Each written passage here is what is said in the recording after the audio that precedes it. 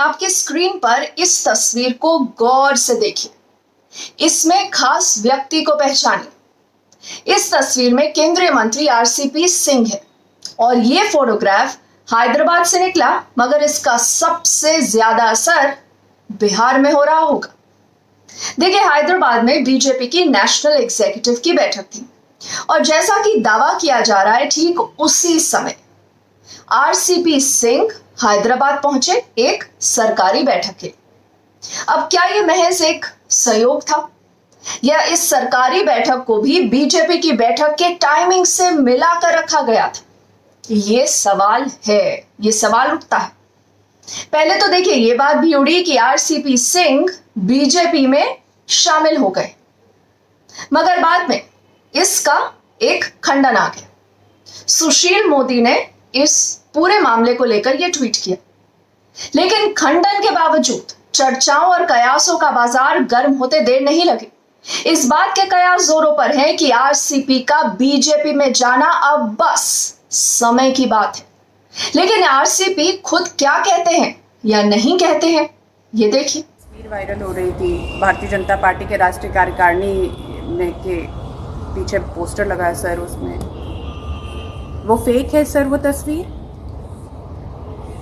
आप मतलब विपक्ष की तरफ से अब लोग कह रहे हैं सर 7 जुलाई को सर 7 जुलाई आ रहा है एक सर सभा का टर्म पूरा हो रहा है। इसके बाद उपेंद्र कुशवाहा की तरफ जो कहा गया उस पे क्या कहेंगे? 7 जुलाई को सर आपका टर्म पूरा होगा, उसके बाद आप कंटिन्यू करेंगे या इस्तीफा दे देंगे सर? सर एक सर सवाल है सर, बस इस पे हाँ या ना, बस इतना तो सर इस्तीफा देंगे या कंटिन्यू कर रहे हैं सर मंत्री पद? एक द्रौपदी मुर्मू सर आज एनडीए के उम्मीदवार गई हैं बिहार, उनको सवाल। चलिए सही, आप बीजेपी ज्वाइन कर रहे हैं सर, इस पे तो कम से कम कुछ बोल दीजिए सर। सर आप बीजेपी ज्वाइन कर रहे हैं सर विपक्ष का कहना है कि आप जेडीयू के बड़े धड़े के साथ बीजेपी चले जाएंगे। सर आपकी मुस्कुराहट क्या कहती है सर? ऑफिस करना है। फिलहाल आरसीपी मोदी मंत्रिमंडल में बने हुए हैं, जबकि नीतीश कुमार की पार्टी जेडीयू ने उन्हें राज्यसभा भेजने से इनकार कर दिया था।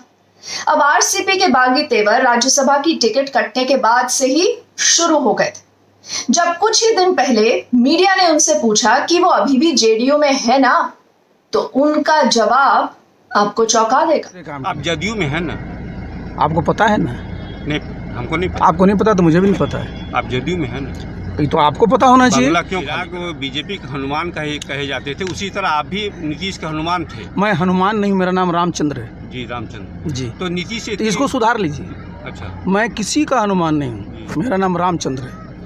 आप नीतीश के बारे में? अरे हम किसी के बारे में क्यों बोले आपको जी? मैंने आपने बोला हनुमान, तो मैं किसी का हनुमान है, मैं रामचंद्र हूँ, मेरा नाम ही रामचंद्र है जी। नीतीश से इतनी बेरुखी क्यों हो गई सर? वो आप जानिए, मुझे क्या पता है जी कि हमसे, ये तो आपको पता होगा, हमको कोई पता नहीं है। तो क्या आरसीपी को अब नीतीश का हनुमान कहलाए जाने पर भी आपत्ति है? फिर आगे क्या होगा? अब अगर वो केंद्रीय मंत्रिमंडल में बरकरार रखे जाते हैं तो बिहार की राजनीति के लिए बहुत बड़ी खबर होगी। आरसीपी का कार्यकाल आधिकारिक रूप से जल्द ही खत्म होने वाला है।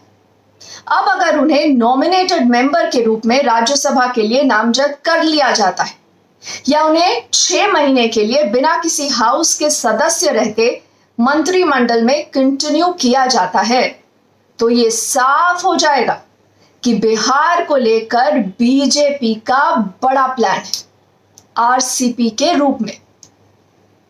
देखिए, आरसीपी प्राइम मिनिस्टर मोदी की भी कई बार तारीफ कर चुके हैं, कई बार गुणगान कर चुके हैं, लेकिन वो तो उनकी सदा सहायता है और उदारता है। उन्होंने कहा कि नहीं भाई, आप चूंकि हमारे पार्टनर हैं। एक मिनट, आप तो प्री पोल अलायंस है। नहीं, एक मिनट कि भाई आप जो है आइए यहाँ रहिए, जिससे कि लगे कि नहीं भाई आप लोग का भी प्रतिनिधित्व है। यहाँ तक प्री पोल अलायंस है तो सही है, लेकिन उनका तो है एब्सोल्यूट अपना 303 है। तो इसलिए देखिए, इसमें जो लोग थ्योरी देते हैं ना प्रोपोर्शनल रिप्रेजेंटेशन वाले, इनका कोई काम नहीं रहता। इनका काम रहता है सिर्फ कैसे झगड़ा लगाए, झगड़ा बढ़ाए। तो नीतीश जी भी गलत बोले उस समय, इसका मतलब जो भी बोले हो जी, नीतीश जी गलत बोले 2019 अरे हम जो भी बोले, मैं बता रहा हूँ, मैं नाम किसी का नहीं लेता हूँ। खास बात यह है कि नीतीश के एक समय के बहुत करीबी आरसीपी जेडीयू के अध्यक्ष भी रह चुके हैं। वो ये दावा भी कर चुके हैं कि जेडीयू के संगठन को उन्होंने ही खड़ा किया है। अब देखना यह होगा कि वो महाराष्ट्र में एकनाथ शिंदे जैसा प्रयोग क्या जेडीयू के भीतर करते हैं या फिर बीजेपी में सीधे सीधे चले जाते हैं, या यूं कहें कि बीजेपी के प्लान में क्या है, कुछ तो है ही। अब इसमें भी कोई शक नहीं है कि नीतीश और बीजेपी के बीच सब कुछ चुस्त दुरुस्त नहीं है। और देखिए, ये बात बार बार सर उठाती है। नीतीश और तेजस्वी के ताजा इक्वेशन भी लगातार चर्चा में है। तो ऐसे में आरसीपी और बीजेपी के अगले मूव पर चर्चा होना और कयास लगना स्वाभाविक है।